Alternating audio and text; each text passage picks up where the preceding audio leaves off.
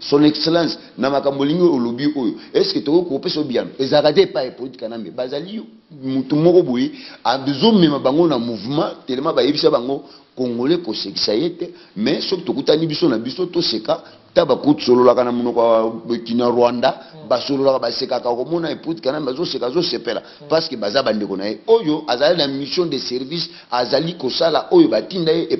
Paya, Pokagame. Merci beaucoup, chers amis fidèles téléspectateurs de la 3w.congofrance.com. Merci. Toujours, vous avez ébélé le monde entier quand la émission Nabiso Showtime avec Yannick Wenge, Moto Atona Kibonzambe, Showtime émission où ils ont tourné ici en Afrique du Sud, tous partout, Durban, Cape Town, partout au sol, Ramambe, Belé, Yamour Nabiso. Congo, chers amis fidèles téléspectateurs, merci pour nous toujours. Congo France pour la information, il y a solo, benga kabiso, vous contacter pour la souci, il y a mort biso. Merci beaucoup dans le boss José Didi Dipoumane Moutasala pour Congo France c'est le vent monde entier, besoin information, na facilité chaque jour besoin information na congofrance.com. Merci beaucoup toujours na rapport na bino ba combattant ba congolais ba patriotes auto solo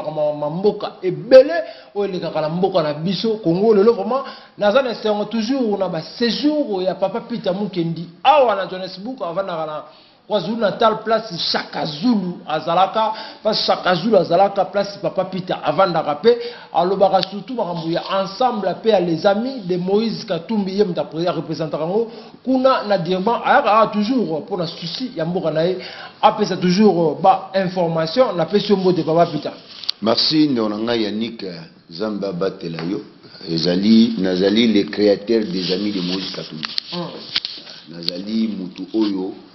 esprit et c'est tellement à comprendre qu'il faut na sa eloko moko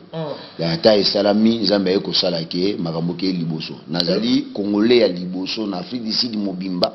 oyo asali to na sala les amis de Moïse Katumbi oyo ke jusqu'aujourd'hui batu bazali na honnêteté na kati na bango ba comprendre que oui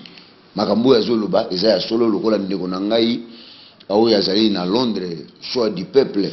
azali kotala nga na minute oyo ayebi ke Peter Mukendi azali kosolola na bosolo grand frère na ngai Marcel Kasongo na Dallas azo comprendre que ça solo Oscar Rachidi na Belgique alobi ya solo Peter azo kosate hein donc bandeko na nga o bazali pesant na sincérité na kati alobi ke créateur ya les amis de Moïse Katumbi en Afrique du Sud c'est Peter Mukendi yango wana nazana esengo ya koloba ke mbuma oyo nga nalonaki lelo e komisinga na place oyo nazali nazana na esengo ndenge bo ya mbinga lisusu parce que tozali na bino kaka na Johannesburg ka ndenge zalaka po na yaka po toleka to solola na bino mituna mingi za côté na bino biso ne tozaka na biano ya kopesa na mituna bino wazali koto na biso. Merci beaucoup papa Peter to na ngai personnellement na yoka kaka président Moïse Katumbi Chapu azana mbongo parti la a pesa kabat ba mbongo yonengo zo idée à créer les amis de Moïse Katumbi be ensemble na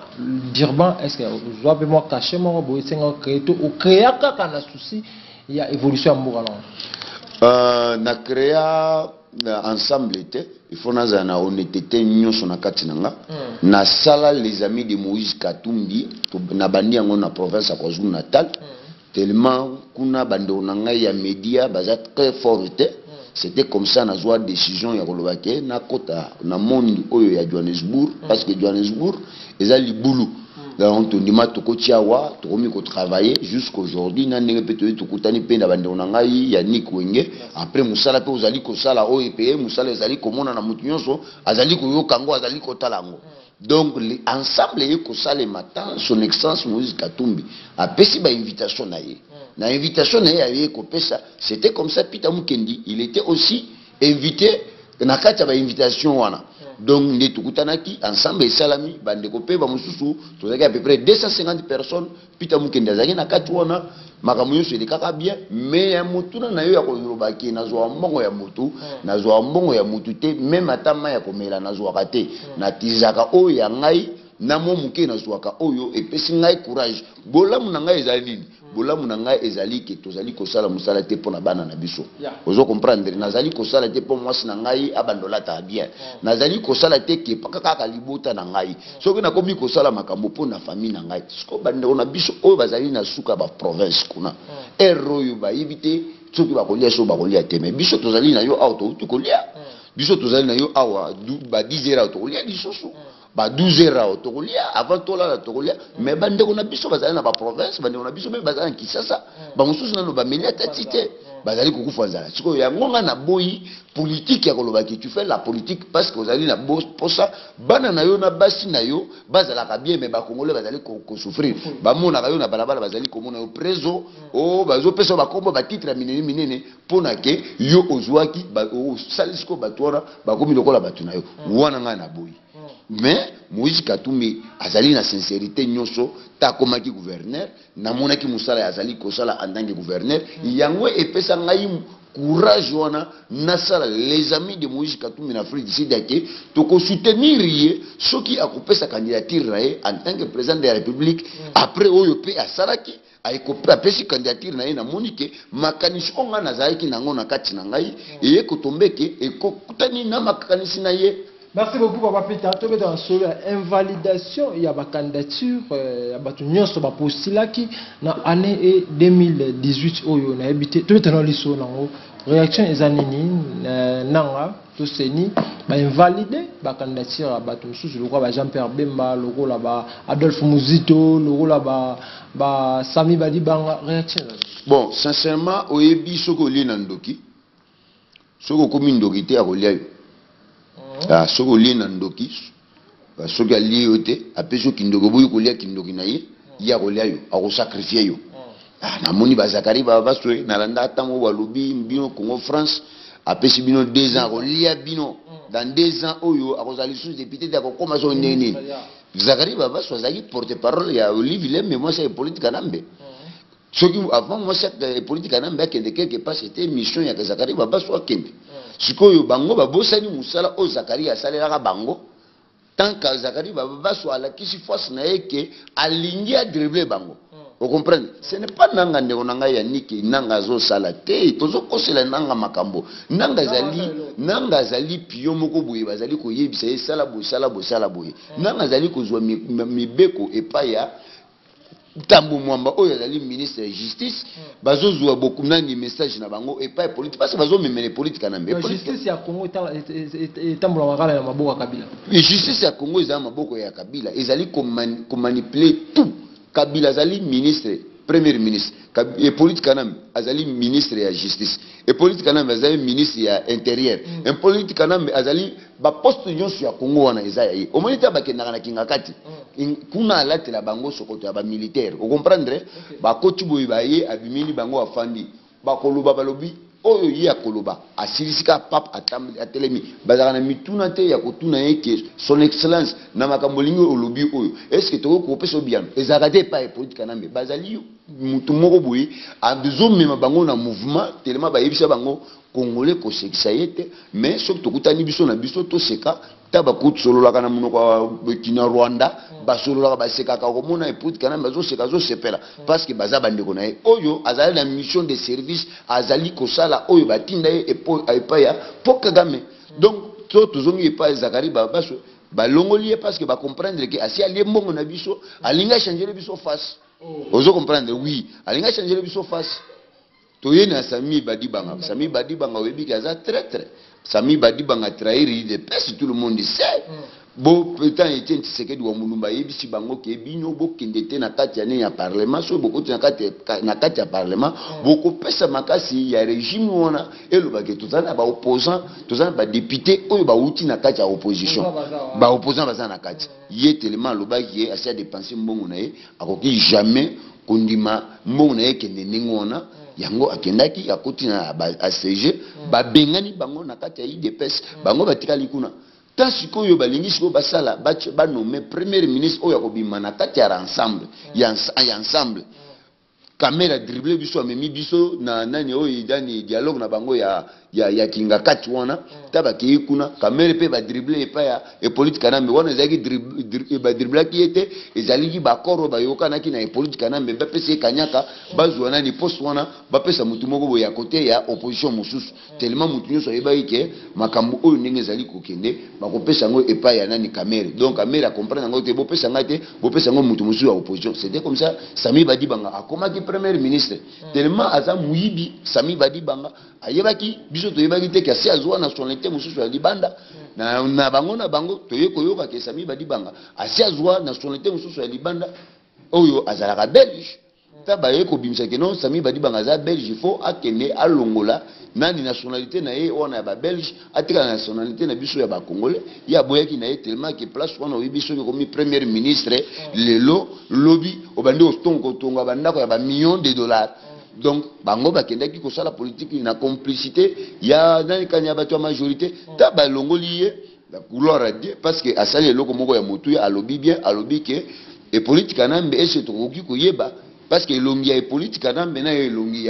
ya Laurent Désiré Kabila et kokana te mais azwa kombo ya Kabila mais biso toyebi ki aza Kabila te aza e politique anambe mais ta azoloba ke Laurent Désiré Kabila azali papa na ye est-ce que toko ça examen ya makila malgré Laurent Désiré Kabila kufu to kokika ko sala examen parce que Laurent Désiré Kabila bota kaka bangote azana bana mususu wa bota to biso toyebi bana bango parce que ngana aza mwana Lubumbashi na yebi famille ya Laurent Désiré Kabila.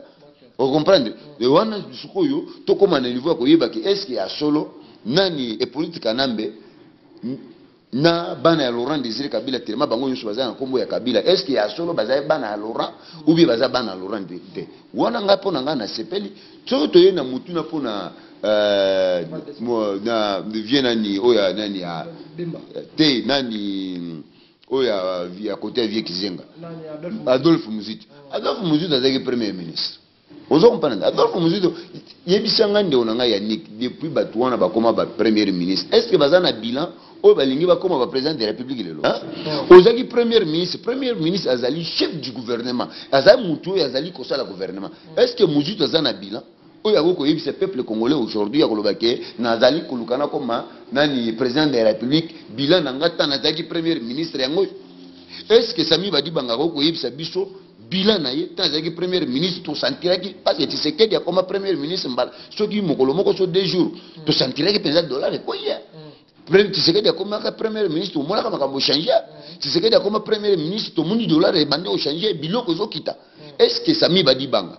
nani Vieux Muzito na aventurier o ya mona kate na Bruno Chibala est-ce que bako koyebisa biso ke lelo boye ba tout fancy bango to tuni bango mituna ya koloba ke bozaki ba premier ministre en tant que chef du gouvernement et le konini bosala ki le peuple congolais rien du tout eza distraction balongwa kuna batikila batu oyo peuple congolais bazana ngona posa batika kokotsa désordre bazana ba problème na bango bazo la ba mbongo ozo comprendre inani Vieux Muzito na Vieux Kizenga bazana ba problème na bango na kati sikoyo e politique namba timbelike kipoyo alinga dribbler biso bango nde bayaki awa bazai ko tindika nani Vieux Muzito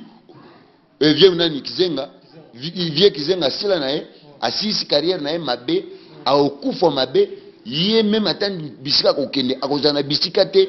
soki atubelite. Vous comprenez? Bango wana baza batu ya kati ya distraction batu bazo zongsa mboka na biso sima ezalika kino koza opposant moko boye bazui batu ya majorité ba pesi bango na banzete batelemi lango lisusu pona bango ngai na moni ke ezalika ka basali bango bien parce que baliaki na ndoki tellement baboyi kokota kindoki bandoki balie bango pona Jean-Pierre Mbemba na moni déjà dossier na ye bazali ko traiter yango toye bandenge nini ekokoma mais j'espère que Nzamba osunga candidature na ye ba ozongsa. Merci beaucoup. Mais ONU est exiger retour forcé à président Moïse Katumbi Tchapwepe batika libre à Kitarakin à la politique à l'aise d'habiter réaction et yoza la pima la kata bio. Sincèrement Moïse Katumbi est innocent. Moïse Katumbi est innocent. To sololi makambo ya Katumbi bino nyoso bozali ba témoin. Katumbi soki a démissionné kate na kata majorité makambo ya banda ko mbele tozana ngote. Katumbi soki a démissionné kate na kata majorité makambo ya mercenaire mbele tozana ngote. Katumbi soki a démissionné kate na kati ya majorité c'est-à-dire makambo soki ya ba italien ezala kate. Katumbi soki a démissionné na kati ya majorité makambo nyonso oyo ye ko bimalelo oyo mbeleza te tant Katumbi akutanaka na politique nambe ça c'était 2014 yako yebisa politique nambe yakolobake biso nde tulobike to sali ke makambo oyo nyonso ezala bo to sali si élection to sa mibeko ya mboka na biso to kota na congrès ndenge ba parti politique nyonso esalaka ezate ke président de la république akende kopona ezalaka ke bino batu ya kati ya nini ya parti lokola ne basalaki par exemple basali FCC PPRD na babilo na bango nyuso bandoki wana bafangi na kati basali élection oui baza bandoki batona bamelaka makila ndeko na ngai ya nik makambo na so ko yibiso eza vrai bamelaka makila ya ba peuple congolais encore ba papa mineno ya mikolo nyuso wana basi na bango ezaka bana ba 18 ans makambo na so yibiso eza na ba preuve à l'appui pour que ba maîtriser pouvoir na bango. Il faut bakota na congrès basali na ndenge ya konani ya congrès babimisi candidat oyo ko représenter batu ya majorité tellement bango nyonso bazali wona bazaba miibi bazali wona lokola bana ya oyo bayebi nini oyo ba kosala te bazali ko dicter bango epa ya mututu wana oyo yaka na mboka na biso ata solo ya parfum boye atikala ko yebango te biso nyonso tomoni ndenge azali ko ya eza lokola boyambi mopa na kati ndako na bino après abandi ko pesa bino mibeko nde oyo komisiko na mboka na biso oko tokozonga bitokende bipai tozonga bipai mutu lokola Sami Badibanga ya azali azamuluba mutu zo ebike Sami Badibanga ile muluba oyo ko yebisa Sami Badibanga ki azali aza belge oso mona belge ya kombo ya Sami Badibanga oso mona belge ya kombo ya Badibanga ya to yambi mopaya na kati ndako na biso mopaya bandi ko kangela biso na ndako ya koloba ke bolala lelo awate yango siko e politique nambe akomi ko sala bango bana mboka oyo babota mi na Congo bakoli na Congo soko zui nationalité ekoko eza normal ekoko zwa nationalité pona bambula mamususu osalaki libanda ozo comprendre même nationalité bakoko na yo bosa na ngote mais Rwanda mutuchi Tanzanien encore vous comprenez aye na mboka na biso ba congolais ba yambiye a commis chef de l'état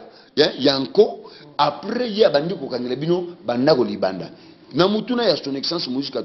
Katumbi azali kozonga na mboka na ni mboka na ye le peuple congolais bazali kozela ye azali na likambo moko te asumuka te motema na ye na conscience na ye eza tranquille ya kolobake azali na likambo moko te bango siko ba comprendre Katumbi c'est une machine omoni ka tobenga ke Katumbi chapele machine to yebi aza machine ayebi bango très bien ayebi bango siko bakomi ko banga ye o comprendre bazali ko banga ye omoni ke batu wana basaleli Katumbi propagande sans Katumbi ko senga bango ko pesa bango ke basalela ye propagande basaleli Katumbi propagande tina mwana oyo azobota malelo abota bibo so afongoli liso bayoki afongoli lito boy Katumbi donc Katumbi akoti na mitema sikoyo ya peuple congolais oyo atikala ko futela même pas un rein donc Katumbi c'est avocat naye nde achaki lettre et pas ya nani ya communauté internationale kuna po baye ba ndenge nini Katumbi akazali ko zonga na mboka na biso nazali pe ko senga ba congolais nyonso boyamba son excellence Moïse Katumbi na maboko ya kofongwama azali mwana mboka asi alakisa ba preuve na ye tanzaki gouverneur to kambaye et to salisa ye to yambaye na ndenge yake ndeko na biso azali kozonga na mboka ya bakoko na ye oyo ba étranger balingi mwana mboka azonga te bango bakanisa ike bakangeli Katumbi libanda zo Katumbi pe akangeli bango bakangeli Katumbi na kati Katumbi akangeli bango libanda oyebita ke politique namba kendaki na sommet ya nini ya Sadeka invité spécial c'était Moïse Katumbi Moïse Katumbi azaki na Namibie Katumbi azaki na Namibie et politique atali boye amoni Katumbi amoni elongi ya Katumbi tipo za ndenge donc bazali ko comprendre te ndenge nini Katumbi azali ko et politique kanambe bisika nyo azali ko kene soki akei boye sutiki boye invité spécial c'est Katumbi donc Katumbi asali musala oyo ya mutuya parce que biso toyebaki déjà que na kati c'est Félix Tshisekedi wa Mulumba oyo azali ko sala na kati ya mboka Katumbi jasnani na côté ya nani ya diplomatie atamboli partout asali oyo akokaki ko sala je bénis Dieu parce que nzambe apesa ki sagesse na intelligence wana ya kotambola bisika nyonso ya kolakisa bango ba preuve à l'appui nini oyo bango bazali koluka yango omoni baye comprendre que muto aza innocent, le peuple congolais bazali ko zelaye, il faut azonga na mboka ya bakoko na ye, yango penga nazali ko senga ba congolais, toza na kata distraction te, ya makambo ya élection. Yango na tuna machine à voler to ko beta ko si c'est monsieur de ça to beta solo ya machine à voler. Machine à voler wana ndenge nazo yoka ke catholique andimi ke akoptia soki 3000 ba témoin na ba place na bango. Bobo sanate na pesi mbote na ngai epa ya pasteur Albert Mputu, na pesi mbote na ngai epa ya pasteur Paulin Mwewa, na pesi mbote na ngai epa ya son excellence Moïse Katumbi Chapwe, na pesi mbote na ngai epa ya honorable honorable Francis Kalombo, na pesi mbote na ngai epa ya Rachidi Oscar na Belgique, na pesi mbote na ngai epa ya Sylvain Mukeba na Londres, na pesi mbote na ngai epa ya Amuru Wakenge na Londres, na pesi mbote na ngai epa ya grand frère propre Marcel Kasongo na mama Mado na États-Unis d'Amérique, na pesi mbote na ngai epa bino moko boya mbingai awa lisusu mokola lelo ya Nick Nandeko journal et tonton Lucien, na pesi mbote epa Didi Dipumba oyo azali kosala musala na monde ezali komonana, nzambe abatela ye abatela bino makambo na biso ekende buliboso, nzambe abatela RDC parce que tozali kobunda pona mabele ya Congo, oyebi bapimila yo eloko nyonso me bapimila mabele te, mabele ezali yango ozomona Afrique du Sud lelo conscience na bango ye kozonga mundele ya ye na idéologie ya mabe ya botoli bango mabele. Tant siko Congo nani sud africain ye ko timbela makambo ke ba botoli bango mabele lelo bakoma kolela déjà c'est trop tard, bakoma ko kanisa ke bako récupérer yango biso nzamba se apesi biso mabele ezali nous les Congolais maintenant tout ça marque na biso nyonso to zilongola esprit ya tribal na kati na biso que moi je suis Mongala, moi je suis Mukongo, moi je suis Muluba ngana za muyanzi eloko wana ekomema biso musika te ekobanda ko panza biso chaque jour nazali kosenga ba leader na biso oyo bazali ba charismatique nazali kosenga bino boksimbana pona bolongo ya RDC bokangama pona bana ya bakongole oyo bazali kokufa na butu na moi bolakisa bolingo na bino vers le peuple congolais oyo bazali na kati ya misère ero oyo Congo ezangi courant mais tozali na courant, Congo ezangi balabala mabele ya kosala ke to osala bilanga ezali me bokosala bilanga ngo bilanga so biloko ekomi bien na kati ya nani to bimsango ndenge nini ekokitambola ndenge nini tozala na mur nazali kosenga ba leader na biso bozala na bolingo pona RDC tozala na besoin Congo 2018 oyo nzamba pesa biso biano to bana 2019 na biano ya sika. Merci beaucoup. Numéro na ngai téléphone ezali plus 27 78 85 86 281. Bandeko na ngai ya kati ya Afrique du Sud c'est 078 85 86 281. Na bosana ki kopesa mama oyo mama na ngai kwa mama Julie Mbote ya yango wana obenga nga olobike na bwaka kiyote mama Julie Mulanga Mbote na pesho azali évangéliste Mbote na yango wana na pesi mwasi na ngana bana nga tu Mbote ya bino yango wana. Merci beaucoup, maman Julie. Merci beaucoup, chers amis fidèles téléspectateurs de la 3w.congofrance.com. Nous sommes arrivés à l'apocalypse de cette émission. C'était pour moi un grand plaisir de savoir que vous étiez nombreux en train de nous suivre à travers le monde. Congo, merci beaucoup. Na Fondation Adèle Yombo, maman wale saraba trisomie, ale saraba ndundu, bana bitike babuaka, mama wana na Fortune subu azolongo la bongo stress, ndenge pe azoya awa na food ici ko liesa bana bitike ya kati ya food ici ba congolais o babuaka mama Adèle Yombo azoya pour aller na bango ensemble pour une nouvelle République. Merci beaucoup, on a les boss jeudi pour moi. Merci beaucoup à tout le monde qui a suivi cette émission. Tonton Lucien, c'est ma caméra. D'ici là, portez-vous bien.